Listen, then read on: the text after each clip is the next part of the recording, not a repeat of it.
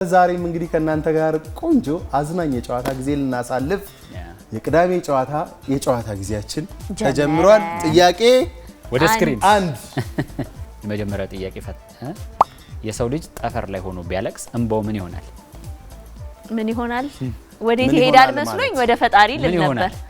በቃ ምን ይሆናል ነው የተባልከው። የፈለከው ማለት ትችላለህ ይመስለኛል። ምንም አይሆንም። ምን ይሆናል? እንባ ነው የሚሆነው። እንባ ነው በቃ ይወርዳል አለቀ። የሰው ልጅ ጠፈር ላይ ሆኖ እንግዲህ ግራቪቲ የሚባል ነገር አለ። ከሱ ጋር ተያይዞ ግራቪቲ አለመኖር ግራቪቲ የለም። የግራቪቲ እኮ አለመኖር እኮ አለመኖር ላይወርድ ይችል ይሆን? ምናልባት ወደ ታች እንደዚህ ላይወርድ ይችል ይሆን? አይወርድም እዛ ላይ ወይ ሊሆን ይችላል። አሁን ሰው ልጅ አይታል ጠፈር ላይ ምናምን ቬነስ እንትን ላይ ሲሄዱ ፕሉቶ ምናምን ላይ አየር ላይ ያላያቸው ጠፈር ተመራማሪዎች እንዲህ ይላሉ እኮ ግራቪቲ የለም። ግራቪቲማ የለም ጠፈር ላይ ሰው ካልወረደም በማይወርድ። ስለዚህ በእጅ ካልጠረከው በቀር አይነ ላይ እንደዚህ እየወፈረ እየበዛ ይሄዳል ነው። ኧረ በስመ አብ ምን ሆናችሁ? ዝም ስላችሁ ማለት ነው ሄዳችሁ በጣም ብዙ ርቀት። ምናልባት ኤሩ ላይ የተለየ አይነት ኬሚካል ከእንባ ጋር ሲጋጭ የሆነ ነገር የሚፈጥር ነገር እስከሌለ ድረስ ሊሆን የሚችለው እንዳልከው እንባ ላይ ሆኖ አጫጭር መልስ አለሽ ማብራሪያ ምናልባት ሲጀመር ጠፈር ድረስ የምትሄድ ሰው ከሆንክ ምንም ያስለቅስ ነገር አለ ሲጀመር። ስለዚህ ያስለቅስም ነው። ኤኒዌይስ እኔ አናውቀውም። እኔ አላውቀውም። አይወርድም። እንባ ይቆማል። እሺ ሊንሳፈፍ ይችል ይሆን ምናልባት ከአንስተን ከረጨ ነው እንደዚህ እንጂ ሊወስደው የሚችል አይነት ግራቪቲ የለም። ስለዚህ እንባ አይናችን ላይ ይቆማል። በቃ የሆነ ተንጠልጥሎ ነው ቦታ የሆነ እንባ አይወርድም። በቃ ይወርድም ይችላል ክብደት ስላለው ምናልባት። ስለዚህ ምን ላይ ነህ? እንወስን። እሺ እኔ አላውቀውም ብላለች እሷ። እኔ እዛው ላይ ከሰውየው አይን ከፈሰሰ በኋላ እዛው የሚሆን አይኑ ላይ ይቆማል። እኔም አየር ላይ ይሆናል ብዬ ነው ማስበው። መልሱን እንመልከተው እንግዲህ ተመልካቾች ሾቀናል ታይቶኛል። ሾቀናል አይ አይኑ ላይ ይቆማል የሚለው ጥሩ መልስ ነው። ሾቀናል ወይ አይኑ ላይ ይቀራል። ምክንያቱም ማንኛውም ነገር ፑል የሚያደርገው ግራቪቲ ነው። ክብደታቸው በክብደታቸው ልክ ፑል ወደ ታች ስለሚጎተቱ ማለት ነው። ስለዚህ ከሌላ አይን ላይ የበዛ ያነባሽው እንባ ሁሉ እንደዚህ እየሰፋ እየበዛ ይሄዳል እንጂ ወደ መሬት የመፍሰስ እድሉ አሁን መልሱን ካየ በኋላ በእርግጠኝነት ይተነትንልናል ማለት ነው። ቅድም ተመሳሳይ ኮሪያ ወርቻለሁ። አይ እውነቱን ነው። አይ ልክ ነህ። ቀጣይ ላይ እናከብርሃለን እኛ። ስለዚህ 1-0 ቀጣይ አንቺም ለማሸነፍ እኔም ሁለተኛ ለማግኘት መጣ ወደ ሁለተኛ ጥያቄ እርሟን ብታፈላ ቅድም እርሟን ብታፈላ አተላው ነበር ያውቀዋል።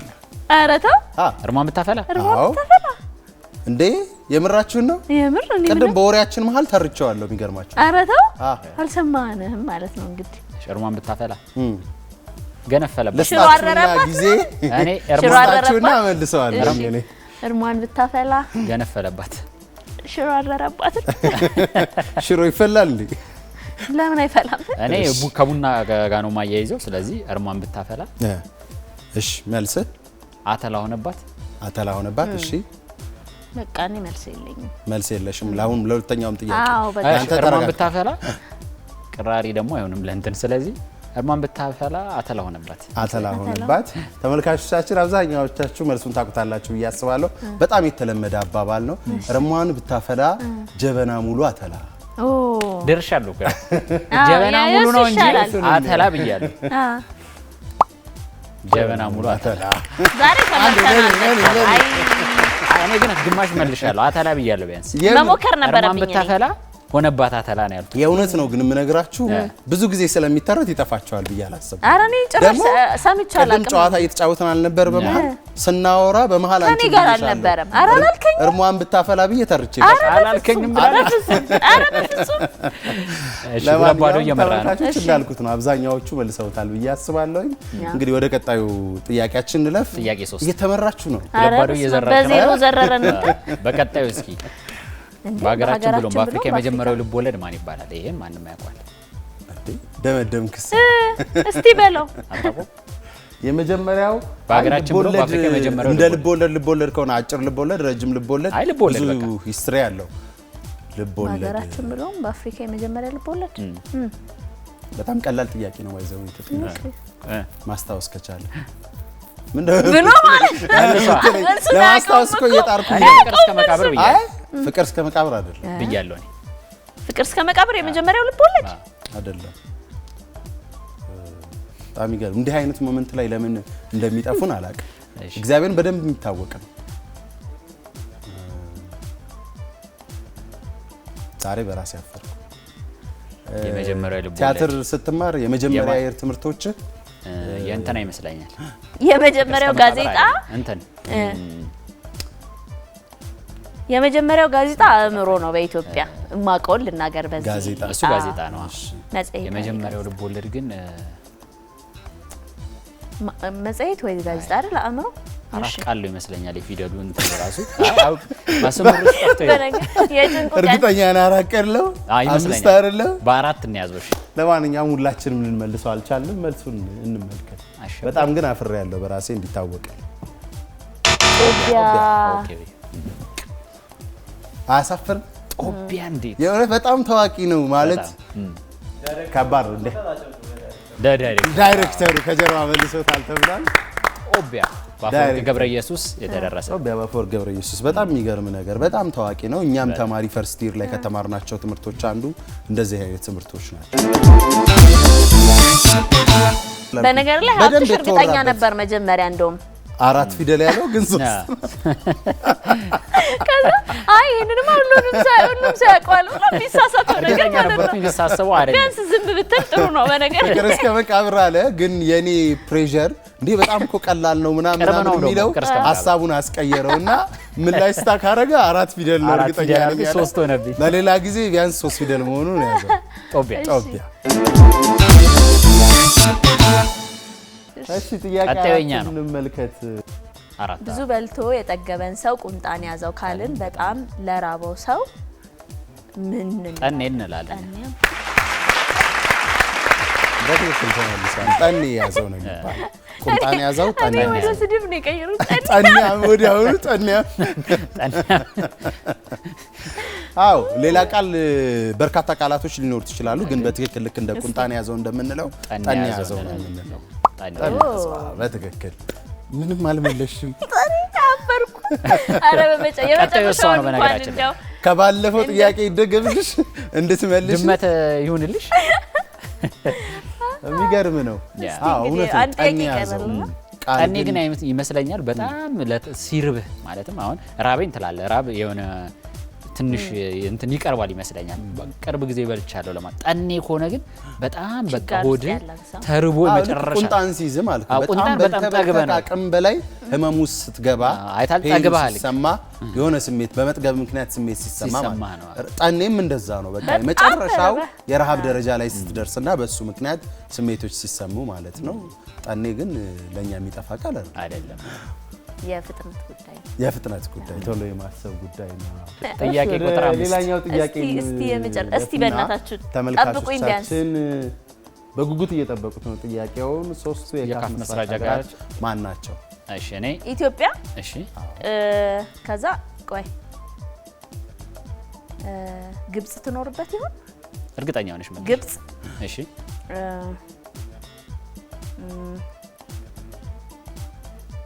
አንድ ነው የቀረሽ። ቅርብ ነው። አንድ ነው የቀረሽ። ቆይ አንዴ ላስባ። ቅርብ ሀገር ፈልጊ። አስጨነቃችሁኝ። ለኢትዮጵያ ቅርብ ሀገር ፈልጊ። ቅርብ ሀገር ጎረቤት ሀገር ሱዳን። ከባዶ ከመባል ስላገዛችሁኝ አመሰግናለሁ። በገዛ በሁለት ትብብር። አው ተመልካቾቻችን የካፍ የመጀመሪያ መስራቾች ኢትዮጵያ እና ግብጽ ናቸው። እንደሚታወቀው የመጀመሪያውንም የአፍሪካ ዋንጫ ሲደረግ ጥቂት ብሩሽ ብሔራዊ ብሩሽ ሶስት ሀገሮች መስራቾች። በጣም የሚገርም ታሪክ ነው። አስበዋል። ከዛ በኋላ አሸንፈናል አንዴ አይደል? ካልተሳሳትኩ አንዴ ነው ያሸነፈው። ከዛ በኋላ አንዴ ያዛን የመጀመሪያውን ብቻ የመጀመሪያ ያዘጋጀን የመጀመሪያ አይደለም። ከዛ በኋላ የለም። እንጠብቃለን። በአፍሪካ ዋንጫ በቀጣዩ በትልቅ ጉጉት በትልቅ ተነሳሽነት ሀገራችን እየሰራች እንደሆነ ይታወቃል። ወጣቶቻችንም በቅርቡ አንደር 17 ላይ ያየናቸው ብቃቶች ኢትዮጵያ በቀጣይ በመጪው ጊዜ በመጻኢ ጊዜ ብዙ ተስፋ እንዳላት በእግር ኳሱ ያሳየ ነው። የኢትዮጵያ ሕዝብ ይታወቃል እንደ መስራችነታችን እግር ኳስ ወዳድ ነው። በጣም እግር ኳስ ወዳድ ነው። እንደ መስራችነታችን ግብጽን ብታነሳ እንደ መስራችነቷ ጥሩ እንትን ላይ ነው ያለች። ብዙ ጊዜ የአፍሪካ ዋንጫ ያሸነፈች 7 ጊዜ ሀገር ነች። ስለዚህ ከፍተኛውን ብልጫ የወሰደችው ግብጽ ነች። ኢትዮጵያም ደግሞ በቀጣዩ ጊዜ በተከታታይ አሸንፋ 7 አይደለም 10 እንገባለን ተስፋለን። የአፍሪካ ዋንጫን የማዘጋጀትም ፍላጎት እንዳለን አሳይተናል። ይሄ ትልቅ ተነሳሽነት ነው። ጨዋታችን ተሸንፍ ያለው ለማንኛውም አዘን ነው የሚያጨረጭረኝ አለ ገና አንድ ጥያቄ እኮ አለ። ተመልካቾች የመጨረሻውን ጥያቄ የሚጠብቁት እኮ 6 መስሎኝ እየተጠያየቀ 5 ተጠያየቀ። ኦኬ አይ ተስፋ አለኛ። ከ5ቱ 4 ተመለሱ በተለያየ ሰው ቢሆን አንድ ሚስ አድርገናል። ለ4 አንድ መጨረሻ ጥያቄያችን ይመስለኛል ይሄኛው ጥያቄ። እርግጥ አሸናፊነቴን አውጃለሁ አውጇል። አሸነፈ ቀድሜ ያረጋግጫለሁ። 3-2 ነው የሚሆነው። ስለዚህ ግን ሪካርድም ተሰብሯል። ሪካርድ ሰብሯል። ባለፈው ሳምንት 3 ነበር የተመለሰው 3-2 ነበር ባለፈው። አሁን 4። ስለዚህ ወደ ቀጣዩ እንላለን። ቀጣይ ክራርን እየተጫወቱ በመዝፈን የሚታወቁ 2 ሴት ድምጽ ሜሪ አርምዴ ከዛ እንትና አስናቀች ወርቁ ያ ኋላ ሲጨበጨብ ታቀርቻለሁ። አስናቀች ወርቁ ሜሪ አርምዴን በተለይ በደንብ ነው ሜሪ አርምዴ በግጥሞቻቸው ዘመናዊነትን የተላበሱ ያን ያህል ፍርሃት የሌላቸው ከባህልና ከወግ ሳይታጠሩ ሀሳባቸውን የሚገልጹ እንስት ድምፃውያን ናቸው። የሚሰጡት ቃለ መጠይቅ አሁን ድረስ ሶሻል ሚዲያ ላይ አነጋጋሪ የሚሆን ቫይራል የሚሆን ነው። ሜሪ አርምዴን ያው ከአርበኝነቷም ጋር ማንሳት እንችላለን። ኢትዮጵያ ውስጥ አዲስ አበባ ውስጥ ፒያሳን ከቆረቆርን ከሚሉ አርቲስቶች መካከል አንዷ ነች። እንደሚታወቀው ትልቅ ስም ያላቸው አርቲስቶች ናቸው። የኢትዮጵያ ኪነ ጥበብ ሲነሳ፣ የኢትዮጵያ ሙዚቃ ሲነሳ አስናቀች ወርቁ ደግሞ ተወዛዋዥም ነበረች በብሔራዊ ቲያትር። ስለዚህ ጥበብ ሲነሳ አብረው ከሚነሱ ሴት እንስት ከሆኑ ጥበብ ካላቸው ሴቶች መካከል በነገራችን ላይ እንዳልከው የድሮ ተዋናዮች እኮ ማለት በጥበቡ ላይ ያሉ ሰዎች አሁን በድምጻይነት ከሆነ ድምጻይነት ብቻ አይደለም፣ በቃ ራሳቸው ባንድ ነው ኪን ነው የሚሆኑት። እስክስታውንም ሙዚቃውንም በድምጽም በምን ሁሉንም ነው ግዴታ ነው። ስለዚህ የሆነ ክፍት ቦታ ካለ ስለምትገባ በእንደዚህ አይነት መንገድ የድሮ ጥበበኞች እውነት ነው እንደዚህ አይነት ሁለገብ ነው። ከሰሞኑ እንደውም የተገኘውበት አንድ ፕሮግራም ላይ የብሔራዊ ቲያትር ማለት ነው ተቋሙ ስር የነበሩ ድምፃውያንን፣ ተወዛዋዦችን፣ የትልልቅ አርቲስቶችን ፎቶ ለጥፎ ነበርና ያ አርቲስት ፍቅርተ ደሳለኝ አሁን ብዙዎቻችን የምናውቃት በተዋናይነት ነው። ነገር ግን መድረክ ላይ ቁማ እየዘፈነች የሚያሳይ ፎቶ የልጅነቷ ፎቶ ነው። በጣም የሚያምር ፎቶ ተመልክቼ ደስ ብሎኝ ነበር። እንደ አርት ውስጥ እንደሚኖር ጥበብ ላይ እንደሚኖር ሰው አይ ቲንክ ይሄ በጣም የሚጠበቅ ነገር ነው። በሁሉም ዘርፍ ላይ መሞከር ፐርፌክት ልትሆን አትችልም፣ ግን አትሊስት መሞከር ተገቢ ነው ብዬ አስባለሁ። ተቋሞቹንም ይረዳል። እንዳልከው የሆነ ሰው ሊታመም ይችላል፣ የሆነ ሰው ሊቀር ይችላል። በዛ ፍጥነት ውስጥ በቅርብ ሊገኝ የሚችል አንድ ጥበበኛ ካለው ጥበብ ተጨማሪ ሌሎች ክህሎቶች ያሉት ቢሆን ይመረጣልና ተመልካቾቻችን የዛሬው የጨዋታ ሰዓታችን ይሄን በመሰለ መልኩ ተጠናቋል። ተዘርረናል። እኔና ሀብትሽ አንዳንድ መለስናል። አይ ሁለት እኔ ሁለት መልሻለሁ። ሁለት መልሷል እኮ ስለተስማማን ነው አይደል እንዴ? እኔ እኮ ሜሪ አርምዴንና አስናቀች ወርቁን እኮ ያልጠቀስ ነው አንቺ ስለጠቀስ ስለተስማማን ነው። የፍጥነት አልነበረማ ጨዋታ የምሬ የጋራ ስለሆነ የፍጥነት ነው እንጂ የፍጥነት ነው ቀድሞ የመለሰ ነው እንጂ እቺ ልጅ ካሁን በኋላ በፍጥነት ብላለች።